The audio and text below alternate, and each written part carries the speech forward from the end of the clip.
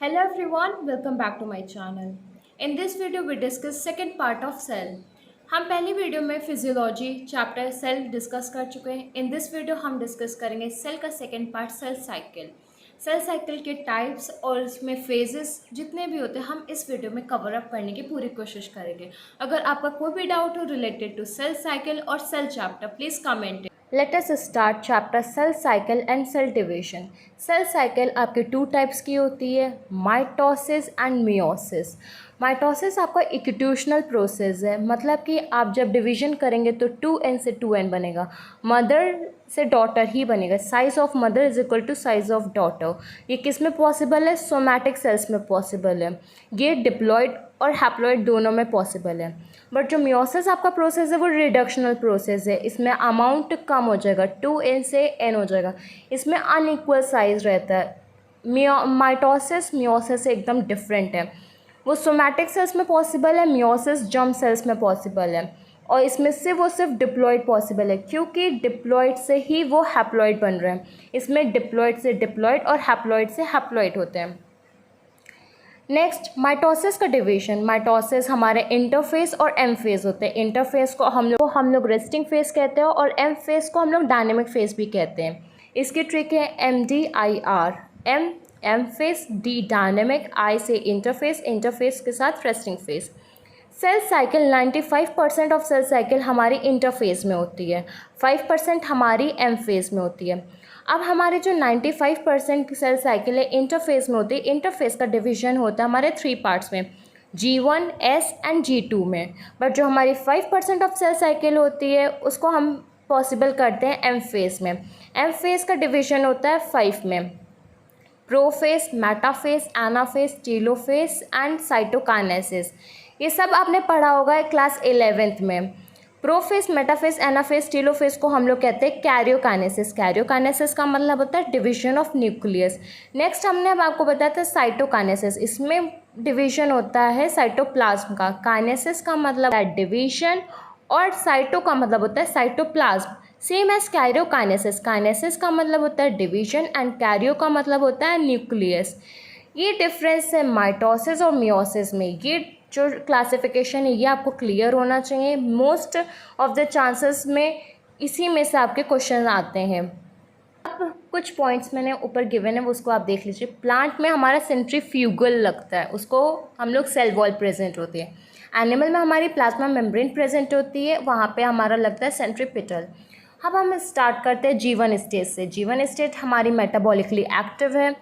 इस स्टेज में सिंथेसिस होता है हमारे RNA का और प्रोटीन का, जो सब रिक्वायरमेंट होती है हमारी एस फेज की. यहाँ पे हमारा साइज जो सेल का है वो ग्रो करेगा, इसलिए G1 मेटाबॉलिकली एक्टिव है और ग्रोथ होती है.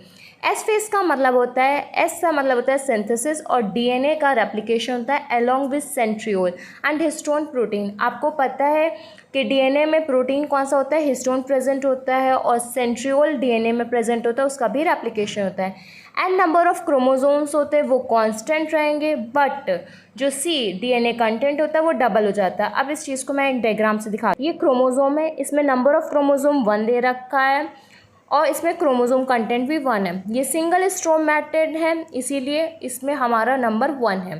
बट ये डबल क्रोमैटिड हो गया. डबल क्रोमैटिड होने के बाद में इसका जो हमारा नंबर ऑफ क्रोमोसोम्स है वो तो 1 है, बट जो हमारा DNA कंटेंट है वो डबल हो गया. आप देख सकते हैं हमारा फर्स्ट और हमारा ये वाला हमारा सेकेंड. तो DNA कंटेंट हमारे 2 हो गए, बट हमारा जो क्रोमोसोम है वो 1 है. एक शॉर्ट डायग्राम है, ये जनरली आपको डिफाइन करे कि हमारी स्टेजेस कैसी होती है. हमारी स्टेजेस होती है G0 stage, G1 stage, S stage, G2 stage. फिर हमारी आती है M phase stage. M phase कौन सी होती है? Prophase, metaphase, anaphase, telophase, cytokinesis. एक चेक पॉइंट भी होता है. ये चेक पॉइंट से वो सिर्फ नोट के लिए आप इसको याद कर सकते हैं.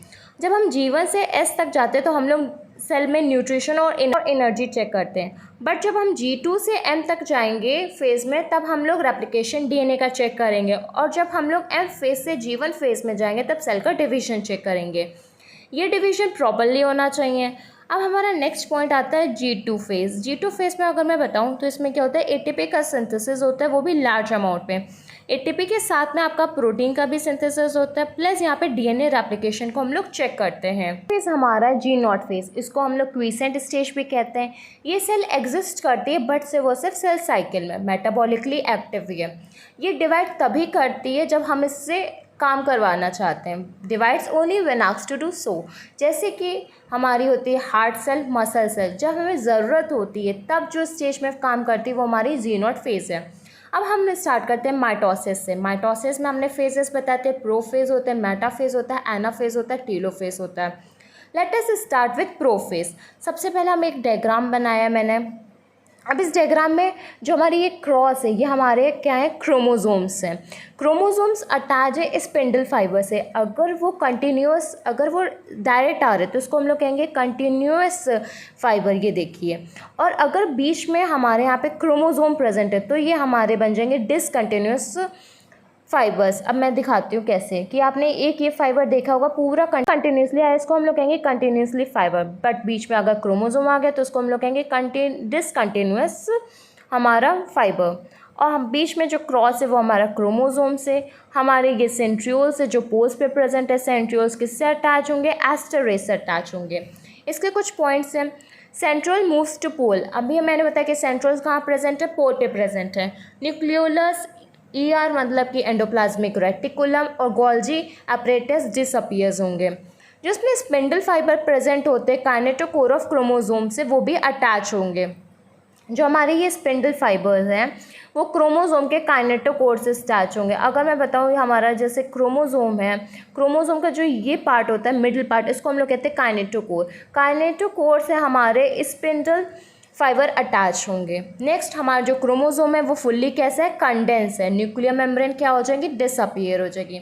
फिर नेक्स्ट फेज है मेटाफेज। मेटाफेज में क्या होता है, एम का मतलब होता है हमें क्रोमोसोम की मॉर्फोलॉजी दिखेगी। अब इसमें हम लोग क्या कहते हैं, जो क्रोमोसोम्स है वो इक्वेटोरियल प्लेट पे होते हैं। इक्वेटोरियल प्लेट भी बोल सकते हैं, साथ में आप उसको मेटा प्लेट भी बोल सकते हैं।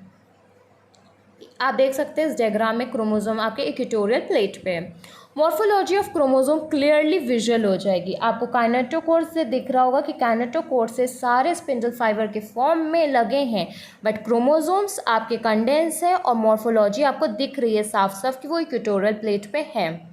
नेक्स्ट फेज आपका आता है एनाफेज। एनाफेज में आप देख रहे होंगे कि काइनेटोकोर से सेपरेट हो गया हमारे क्रोमोसोम। अब हम इसको डिस्कस करते हैं क्या है एनाफेज। एनाफेज में क्रोमोसोम स्प्लिट कर गया, सिस्टर क्रोमैटिन सेपरेट्स हो गए। ये हमारे सिस्टर क्रोमैटिन्स हो गए और ये हमारे सेपरेट हो गए। क्रोमोसोम्स डिफरेंट पोल पे प्रेजेंट। अब आप देख सकते हैं सिस्टर क्रोमैटिन सेपरेट होने के बाद में हाफ सिस्टर क्रोमैटिन डिफरेंट पोल पे है, हाफ सिस्टर क्रोमैटिन डिफरेंट पोल पे है। नेक्स्ट फेज हमारा है टीलोफेज। इसमें जो न्यूक्लियर मेम्ब्रेन डिसअपीयर हो रही थी हमारे प्रोफेज में, वो अब इस स्टेज में क्या होगी, रीअपीयर्स होगी। क्रोमोसोम डिकम्पोज हो जाएंगे। न्यूक्लियस, गोल्जी अपरेटस और हमारा एंडोप्लाज्मिक रेटिकुलम रीअपीयर्स होंगे। हमारे प्रोफेज में जो चीज़ डिसअपीयर हो रही थी वो रीअपीयर्स हो गई, जो चीज़ वहाँ पे कंडेंस थी वो यहाँ पे डिकंडेंस हो जाएगी। फॉर्मेशन होगा फ्यूचर न्यूक्लियस का। आप देख सकते हैं फॉर्मेशन होगा हमारे फ्यूचर न्यूक्लियस का। साइटोकाइनेसिस का मतलब होता है साइटोप्लाज्म का डिवीजन। Next interkinesis. इंटरकाइनेसिस वो समय है, वो टाइम पीरियड है जो प्रेजेंट होता है between M1 and M2। Next हमारा स्टार्ट होता है मियोसिस। मियोसिस को भी डिवाइड करा गया है। Resting phase G1S and G2 होती है। नेक्स्ट आपकी meiosis first and meiosis 2। Meiosis same है प्रोसेस में, मियोसिस फर्स्ट और सेकेंड में। हम डिस्कस करेंगे मियोसिस फर्स्ट में। मियोसिस फर्स्ट में क्या होता है, प्रोफेज, मेटाफेज, एनाफेज, टेलोफेज। बस हम लोग मियोसिस फर्स्ट डिस्कस करें तो हर एक स्टेज के आगे हम लोग फर्स्ट लगा देंगे। तो अब हम लोग कहेंगे मियोसिस फर्स्ट में prophase first, metaphase first, anaphase first and telophase first. Prophase के डिवीजन है हमारी लैप्टिटिनी, जाइगोटिनी, पैचिटिनी, डिप्लोटिनी, डाइकेनेसिस। अब हम इसको आगे फर्दर डिस्कस करते हैं। अभी हम लोगों ने डिस्कस करा मियोसिस फर्स्ट और प्रोफेज फर्स्ट के 5 टाइप्स होते हैं, लैप्टिटिनी, जाइगोटिनी, पैचिटिनी, डिप्लोटिनी, डाइकेनेसिस।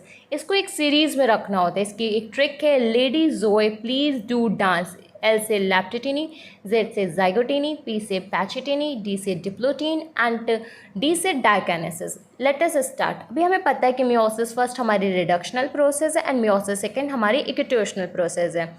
अब हम डिस्कस करते हैं मियोसिस फर्स्ट प्रोफेज फर्स्ट के लैप्टोटीन प्रोसेस को।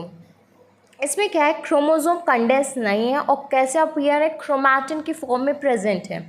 Nuclear membrane starts to break, आप देख सकते हैं न्यूक्लियर मेम्ब्रेन इसमें इनसफिशिएंट है, इसलिए स्टार्ट्स टू ब्रेक।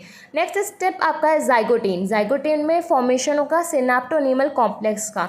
अब ये सिनेप्टोनीमल कॉम्प्लेक्स क्या है? सिनेप्टोनीमल कॉम्प्लेक्स जो सिस्टर क्रोमैटिन्स होती हैं उसमें प्रेजेंट होता है, बट होमोलोगस क्रोमोसोम में। आप देख सकते हैं कि ये होमोलोगस क्रोमोसोम है बट नॉन सिस्टर क्रोमैटिन है। सिस्टर क्रोमैटिन तब होती है जब एक क्रोमोसोम के होते हैं, इसमें डिफरेंट क्रोमोसोम यूज़ करें तो नॉन सिस्टर क्रोमैटिन है। होमोलोगस क्रोमोसोम उनके सेम, होमो का मतलब क्या होता है, सेम क्रोमोसोम। जाइगोटीन में हमारा क्या होता है, सिनेप्टोनीमल कॉम्प्लेक्स का फॉर्मेशन होता है। थर्ड स्टेप आपका क्या है, पैचिटीन। पैचिटीन में रिकॉम्बिनेशन होता है, रिकॉम्बिनेशन कह सकते हैं या फिर क्रॉसिंग ओवर कह सकते हैं। इसमें एंजाइम लगते हैं, रिकॉम्बिनेस एंजाइम। अब आप देख सकते हैं कि जो हमारा डार्क बैंड है, डार्क बैंड कन्वर्ट हो, वो कंबाइन होगा हमारे लाइट बैंड से। इसमें आप डिवीजन भी देख सकते हैं, डार्क के साथ लाइट, लाइट के साथ डार्क। ये हमारा पैचिटीन, इसमें रिकॉम्बिनेशन प्रोसेस अकर होती है। तीन में क्रॉसिंग ओवर अकर होती है, नॉन सिस्टर क्रोमैटिन में होमोलोगस क्रोमोसोम में रिकॉम्बिनेशन, उसको क्रॉसिंग ओवर कहते हैं। नेक्स्ट आपका डिप्लोटीन, ये एग शेप का स्ट्रक्चर बनाता है, उसको कहते हैं हम लोग कैस्मेटा। आप देख सकते हैं शेप का स्ट्रक्चर बना, उसको क्या कहते हैं हम लोग, कैस्मेटा। फिर डिसोल्यूशन होता है सिनेप्टोनीमल कॉम्प्लेक्स का। जो सिनेप्टोनीमल कॉम्प्लेक्स हमारा लैप्टोटीन में बना था वो डिसोल्यूशन कहाँ होगा, डिप्लोटीन में। फिर आपका लास्ट स्टेप है डायकिनेसिस। डायकिनेसिस में क्या होता है, क्रोमोसोम जो हमारा फर्स्ट स्टेप था उसमें कंडेंस नहीं थे बट इसमें कंडेंस हो गए। न्यूक्लियर मेम्ब्रेन उसमें अपीयर्स थी, स्टार्ट्स टू ब्रेक, और इसमें डिसअपीयर हो गई। गोल्जी न्यूक्लियोलस डिसअपीयर हो जाएंगे और टर्मिनेशन होगा कैस्मेटा का। कैस्मेटा का स्ट्रक्चर किस में बना था, डिप्लोटीन में। होपफुली आपको ये सब समझ में आया होगा। फेजेस थोड़ी सी डिफ़िकल्ट है बट आपको इसी से नोट्स बना लीजिएगा। मेरे नोट्स बहुत ही इजी है, हैंड रिटन है क्योंकि मैंने बुक से कलेक्ट करा है। आप इसको रिटन कर लीजिएगा। और अगर आपका अभी भी कोई डाउट है, कोई वर्ड समझ में नहीं आया या कोई टॉपिक या कोई कॉन्सेप्ट, तो प्लीज़ कमेंट कर दीजिएगा, मैं उसको जल्द से जल्द क्लियर करने की कोशिश करूँगी। होपफुली आपको ये चैप्टर समझ में आ गया होगा। Please like the video, subscribe the channel. Thank you.